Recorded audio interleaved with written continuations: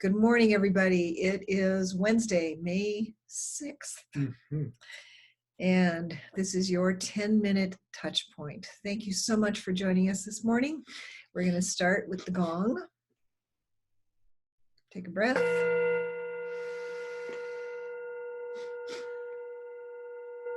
The sound of the gong permeate your body.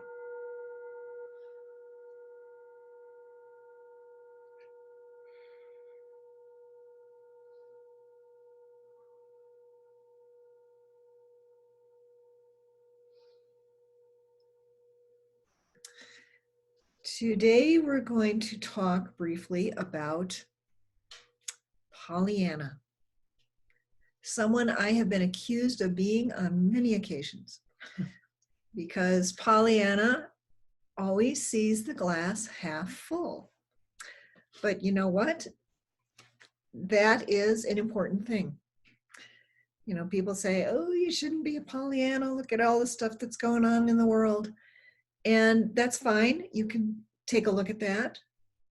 But apparently there are other people, other characters who have been considered Pollyannas. Olaf from Frozen, Phoebe from Friends, and Kimmy Schmidt in The Unbreakable Kimmy Schmidt, which I have never seen, but I've heard good things about. Okay, well, any show with a Pollyanna in it has got to be good. So there is a strong body of evidence that the right kind of positive thinking can change the world.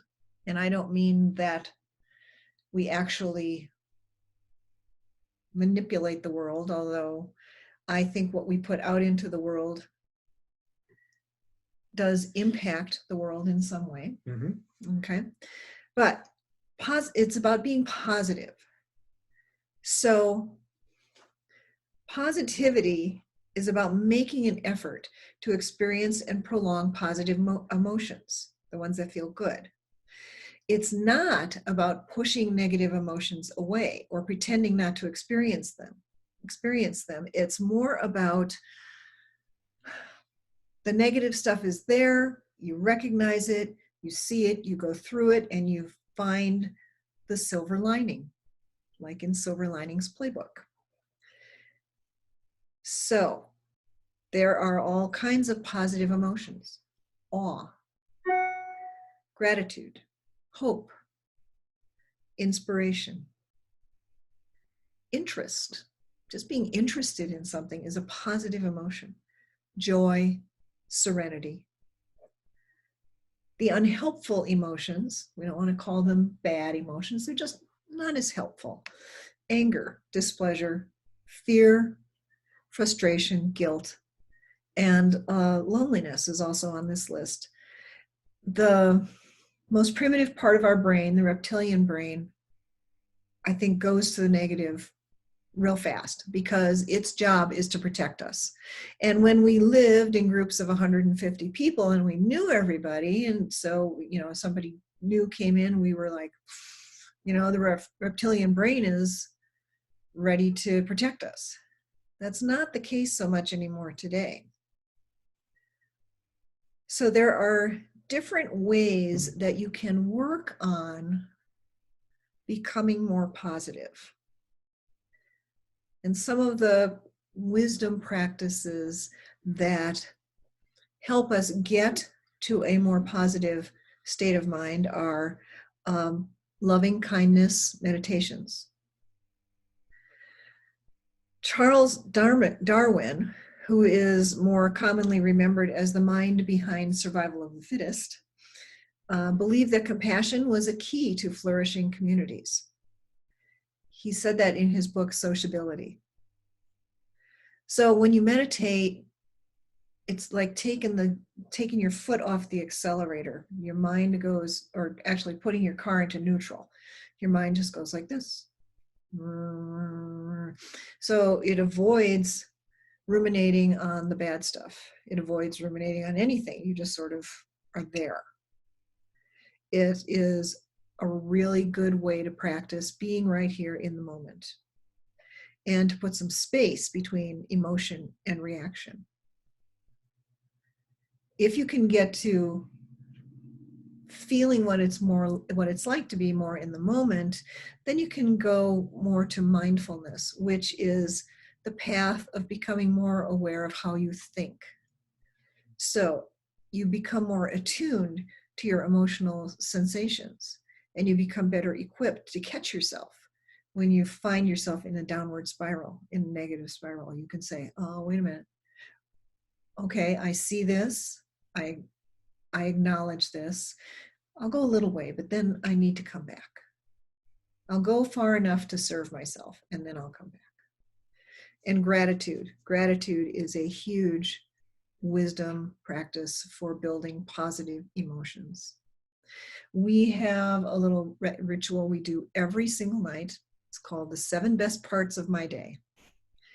And we don't write them down, although many people do have a little gratitude journal, and at the end of the day, they write down 5 or 6, 7 things that they're grateful for.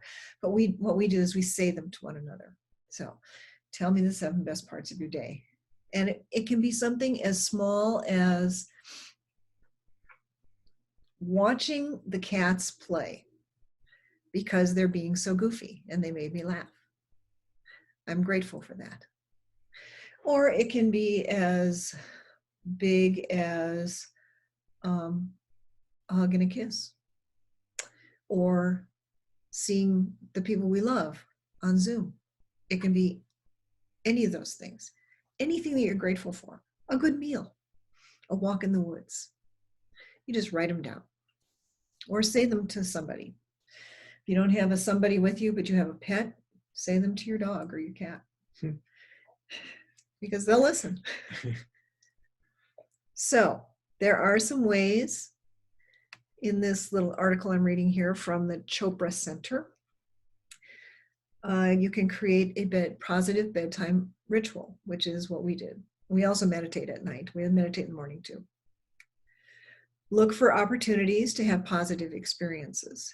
So even though we can't go outside, what they're suggesting is you can look through yearbooks, which for some people might not be so much fun. but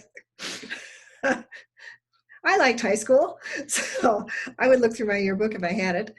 I spend time looking at the stars, have a call with an old friend. So schedule time in your day to create experiences designed to provoke positive emotions, instead of just sitting around thinking about how miserable we are because we have to wear a mask and we have to be physically distant from one another. You can also notice and name the negative. So when a negative emotion happens, notice it, name it, and then move through it. Move through it in your own process. And if you're struggling with that, call someone to listen to you. Glenn and I are both excellent listeners. If you need somebody to listen to you, give us a call and just say, I just need somebody to listen to me for 10 minutes, 15 minutes, whatever it is. We'll be happy to do that. And then keep hope close at hand. I'm not sure how one would do that. One has to be hopeful. But what it says is hope is the one emotion that can flip a negative to a positive almost instantly. So I guess as an example, I have a friend right now who said she is in a funk, and I do not know why. She has not said. She just said she needed to be catatonic for a couple days, which sounds like a pretty hefty funk to me. If she can find some hope in that negativity, that may help her get out of that funk a little more quickly. Because I don't know what the situation is, I can't really say. She may feel like there is no hope. Even something as mundane or as trite as this too shall pass is a form of hope. I feel really crappy about this situation, but I know that it won't last forever. That's something that you can say to yourself, I suppose, if it helps. I know it helps me. So there is a book called The Stress Proof Brain. The author is Melanie Greenberg.